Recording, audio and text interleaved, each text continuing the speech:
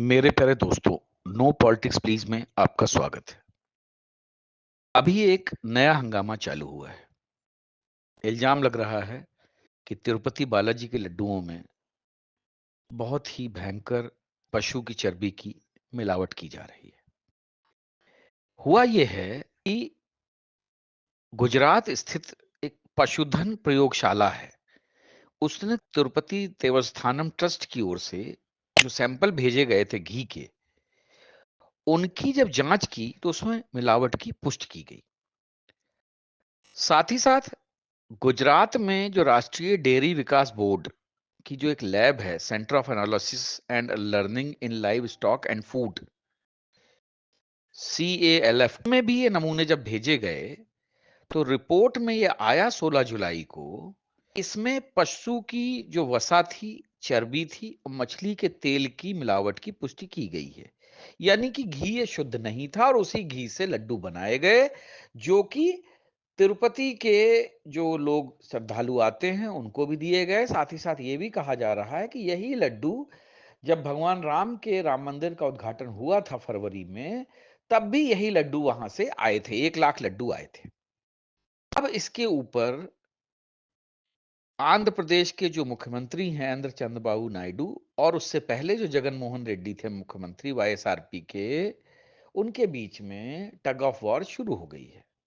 आपको एक चीज बताना चाहूंगा, चंद्रबाबू नायडू और उनके एक जो मंत्री हैं पवन कल्याण, ये अभी पूरी तरीके से हिंदू सपोर्ट पर चल रहे हैं और ये हिंदुओं के लिए काफी तेजी से आवाज उठा रहे हैं। वही जो जगन मोहन रेड्डी, नाम तो भले जगन मोहन रेड्डी है और YSRP कांग्रेस के वो जो हैं प्रमुख हैं, लेकिन बेसिकली जगन मोहन रेड्डी एक क्रिश्चियन इंसान हैं।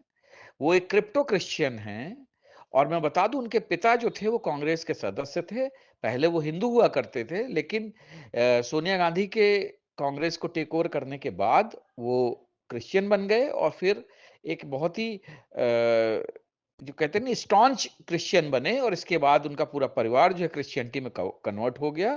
और अगर आप चाहें तो उनकी माँ का भी एक इंटरव्यू देख सकते हैं जिसमें वो कहती हैं कि हम तो क्रिश्चियन हैं और हम चर्च में जाते हैं, लेकिन मजबूरी में हमें जो है हिंदू मंदिरों में जाना पड़ता है क्योंकि हिंदुओं की आबादी ज्यादा है और हमें उनसे वोट लेना है, राजनीति करनी है। तो खैर ये था जगन मोहन रेड्डी का परिचय। और जगन मोहन रेड्डी ने अपने कार्यकाल के दौरान तिरुपति देवस्थानम ट्रस्ट में ज्यादा से ज्यादा क्रिश्चियनों को, जो क्रिप्टो क्रिश्चियंस थे, उनको इस ट्रस्ट में घुसेड़ने की जो है पूरी पूरी साजिश की। और आज भी तिरुपति देवस्थानम ट्रस्ट में ज्यादातर क्रिश्चियन ही काम कर रहे हैं, जबकि ये ट्रस्ट हिंदू मंदिर का है और यहाँ पर भगवान तिरुपति बालाजी निवास करते हैं। खैर, लड्डू में मांस, वसा, चर्बी, तेल के मिलावट के नाम पर राजनीति चालू हो गई है। अब राजनीति ऐसी है कि देखिए साहब, आपको पता है अगर गुजरात की लेबोरेटरी है तो आपको पता है कांग्रेस तो इस चीज को उठाएगी उठाएगी, उसको तो बिल्कुल कुछ भी गलत नहीं लगेगा। और दूसरे जो है, अच्छा सबसे बड़ी आश्चर्य की बात यह है कि वैसे तो बीजेपी और मोदी जो है इस बार बात को बहुत तेजी से उठाते हैं, उनको मौका चाहिए होता है। लेकिन इस बार इस मामले पे ना मोदी का मुंह खुल रहा है ना बीजेपी का मुंह खुल रहा है। कुछ लोगों का कहना है कि जगन मोहन रेड्डी का समर्थन था चूंकि बीजेपी को पिछली सरकार में, तो इसलिए बीजेपी मुंह खोलने को तैयार नहीं है। खैर मसला कुछ भी हो, यहाँ धर्म की किसी को चिंता नहीं है, यहाँ सिर्फ राजनीति की चिंता है कि राजनीति कैसे हमें अपनी चमकाई जाए। अब इसका जो है, ये मैंने सुना है कि सरकार ने इस बात को बड़ी गंभीरता से लिया है और केंद्र सरकार ने जो है, जो स्वास्थ्य मंत्री JP नड्डा हैं, उन्होंने इस मामले में खाद्य सुरक्षा नियमों के तहत कार्रवाई की भरोसा भी दिया है। अब भारतीय खाद्य सुरक्षा एवं मानक प्राधिकरण जो FSSAI है, वो इसकी जांच करेगा। अब उन्होंने मुख्यमंत्री चंद्रबाबू नायडू से भी कहा है कि इस पर रिपोर्ट भेजिए और इस पर सियासत जो है पूरी तरीके से चालू है। खैर, हम अब सियासत पे नहीं आएंगे, अब हम बात करेंगे कि ये लड्डू जो है, चर्बी जो मिलाई गई या जो भी है, इसका असर क्या है।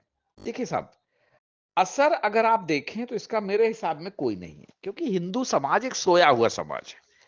मैंने एक हमारे वहां एक जन रहते हैं, वो भी हिंदू ही हैं, उनसे इस विषय पे थोड़ा सा छेड़ा तो उन्होंने कहा, अरे भाई साहब क्या फर्क पड़ता है, अभी सब तो कही सुनी बातें हैं और श्रद्धा हमारी भगवान के प्रति है, कोई क्या मिल रहा रहा है उससे हमें क्या लेना देना है।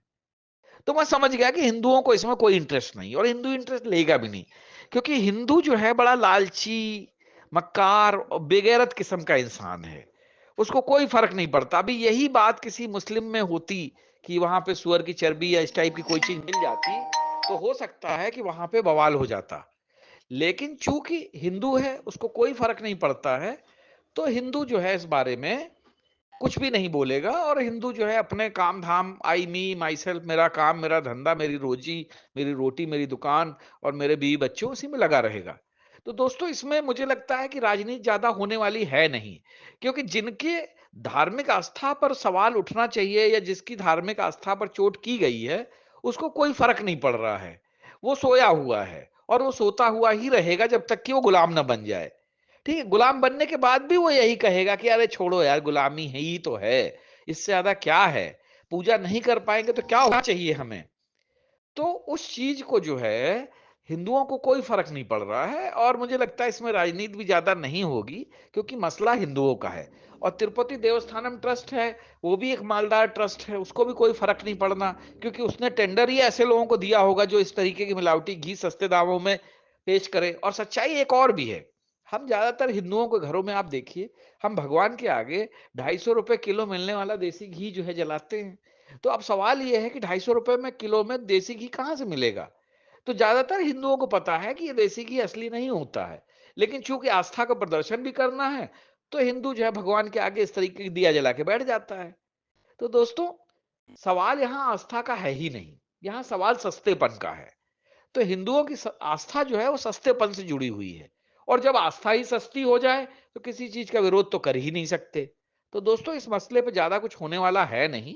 आप लोग भी देखिए, इस चीज को समझिए, और बाकी जो है अब देखिए ऊंट किस करवट पे बैठता है। बट चूंकि ये हिंदुओं का मसला है, इसलिए इस बात को यहीं के यहीं खत्म करने में और इस बात को यहीं पर दबा देने में ही जो है सरकार का भी रुख रहेगा। और चाहे वो वाईएसआरपी कांग्रेस हो, चाहे जगनमोहन रेड्डी हो, चाहे वो चंद्रबाबू नायडू हो, चाहे मोदी हो, किसी को इस घटना से कोई फर्क पड़ने वाला है नहीं। जय हिंद, जय भारत।